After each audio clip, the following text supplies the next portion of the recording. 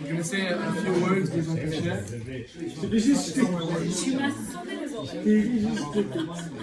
We're going to share a few words on the parasha. First of all, big thank you to Doti and Fir for hosting this beautiful Hiloula. You guys I'm know... going to stick to it like Torah. All right, I'm going to go sit and do this. We know that today's world, there's a lot of negative influence coming from outside. It's very important to have a home where kids could grow up looking to the positive influence of tzaddikim in the home. So one level is to do that by putting a picture on the wall. Another level is to tell stories of tzaddikim. The biggest level is to actually throw Hiloula. You show that the tzaddik is alive and well in the home. And kids grow up, you know. You can decide, am I gonna follow LeBron James, or do I want to be more like the Rambam, for example? It's obviously it's tough nowadays because LeBron James is a pretty attractive character, but it's very beneficial. So Datik Fir, your home should always be Mane Bracha, and the tzaddikim should always guide you, your children, and always in good health. So just to share a few words, just on the parasha, and maybe just to tie it in to the Rambam, whose Hiloula we are celebrating tonight.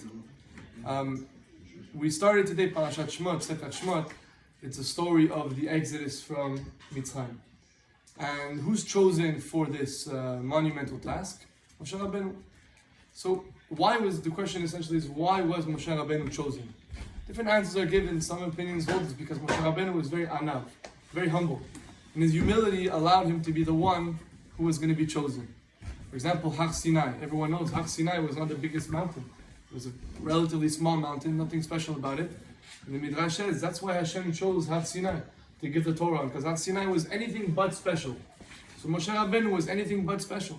Ordinary guy, didn't think much of himself. That's why Kadosh Baruch Hu chose him. I'd like to suggest another answer. The reason Moshe Rabbeinu was chosen was because of this following Midrash.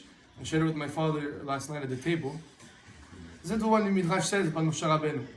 It says that as he was living in the palace, he was 20 years old. One day he goes out, and the pasuk says, "Vayav besivlotam." Moshe Rabbeinu saw all the pain that the Jews were going through. That's all the Torah says. Look at the Midrash adds, right? Vayav besivlotam. What did he see? Right? Ma'u vayav. What did he see? Shahayav we besivlotam. He went out. He saw that the Jewish people were suffering. Uboche. Moshe Rabbeinu would cry. Ve'omer, and this is what he would say.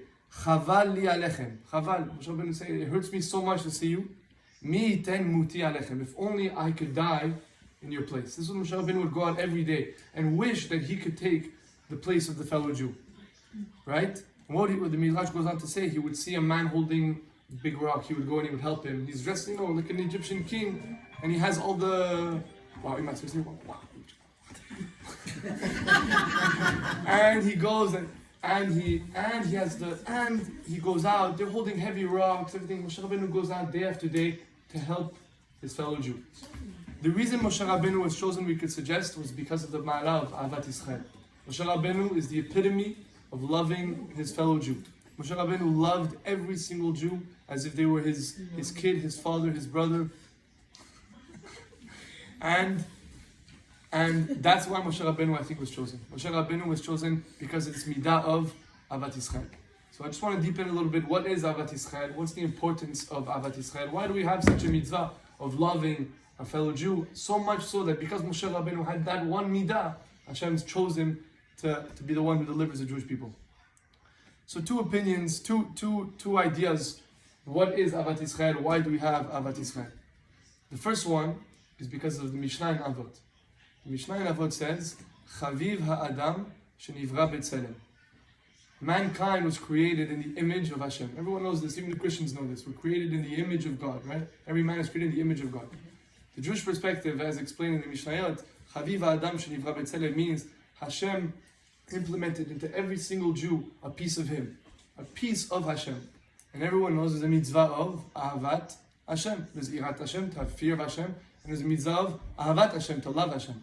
One opinion is because every Jew carries within him Chelek, Neshama, Elokam, Iman. He carries with him a portion of Hashem. Every Jew has within him a Neshama. You are obligated to love him. Why? Because of the mitzvah of Ahavat Hashem. That's what Ahavat Yisrael is. You're loving the portion. That's why a Jew, he could keep mitzvot, not keep mitzvot, he could be at the club or he could be at the Bet HaMidrash. Wherever he is, the mitzvah of Avat Yisrael applies nonetheless. How could you explain that? Because you're not loving his legs or his arms or his hairstyle. You're loving the Chelek Elokai, the Chelek Hashem implemented into that Jew. That's one answer. A second answer we could suggest is misvara. Misvara means, if you learn in the Gemara terms, misvara means it makes sense, it's logical. What is it? I was in New York, I was praying Mincha, and I opened an Ashkenaz book, and this Ashkenaz book had a commentary in it. And it said every morning we say in Tefillah, Ahavat Olam Ahavtanu. Hashem loves us very, very much. And in the footnotes already they say, when you say that line, when you say the line, Hashem loves us very much, you should have in mind to love Hashem very much. Hashem loves us, so I now need to have in mind to love Hashem very much. So they quote on the bottom the Zohar. The Zohar quotes the Rav who says, if only we knew how much Hashem loves us and the extent to which Hashem waits every morning for us to wake up and to start our day with Him as our partner, we would go nuts. The Gemara says, Hayu mishtagim. We would go crazy. If only we knew the way a mom loves her child is nothing in comparison to what Hashem loves every Jew. So the footnote over there says, if you come to understand how much Hashem loves you, the only reaction in that moment is, how much do I have to love Him back? And the answer why you need to have Avat Yisrael is because if you pull yourself out of the picture, and I look at somebody else, I have to tell myself, how much does Hashem love that person? Forget about me for a second. How much does Hashem love and endear that person? And so logically, if Hashem loves him, I should follow suit. If Hashem values him, I should follow suit. So those two ideas why Avat Yisrael is so important. Number one, Avat Yisrael because I'm loving the chelek of Hashem in that person. And number two, Avat Yisrael, why? Because Hashem loves him. So if Hashem loves him, I have to love him. So just to finish off with a little story, there was a rabbi in a place in Israel called Migdal HaEmek. His name is Rav Grossman. He came one day. Migdal HaEmek was a desert. There was no Torah, there was no religion, there was nothing. Migdal HaEmek was empty. Here comes a rabbi with big peot, from Bnei Brak. He came to be mechazek, to bring people closer. He goes there, he shows up, and they printed this in his biography. Comes in, he looks, where's the youth, where's everyone? There's no synagogue, there's no Bet Midrash, there's no school. He goes to a guy on the street, he goes, so where's all the youth? They're over there, they're in the nightclub or the disco. He walked into the disco, he opens, he starts pulling people aside, talking to them. And slowly but surely, if you read the biography of Rav Grossman, you see that Migdal HaEmek became a very big city full of Torah, full of learning. So in that night, they bring down that his father, Rav Grossman's father, asked him, how did you walk in there? You're from Denmark, you have Peot, not necessarily doing what, it's not exactly how you spend your days. So how did you walk in? How did you? And he answered, the printed answer, Rav Grossman said, he told his dad, Abba, when I walked in, I saw only neshamot. That's all I saw. I walked in, it didn't matter to me what they were doing, it didn't matter to me what their past was, what their future was going to be. All he saw was neshamot. That's the mana of Avat Yisrael. Why did you speak about this tonight? The Hiloula of the Rambam, in the year 1060, there was something called, there was a Shmad in Morocco. What happened? I forget which time, I think it was the Almohadin, something like that. So a certain caliphate came, and they decreed that the Jews in Morocco had to either convert, leave, or die. That was the relatively frequent occurrence in Jewish history. And a lot of the Jews left, a lot of the Jews chose to die, and a lot of the Jews, like in the Spanish Inquisition, chose to maintain a double life. In the times of the Spanish Inquisition, however, it was Christians. So they had to live openly as Christians, but in their home they would live as Jews. At this point, it was the Muslims who controlled Spain. So the Jews had to act Muslim in public and private at home. A certain rabbi at the time wrote a letter, very aggressive against the Jews.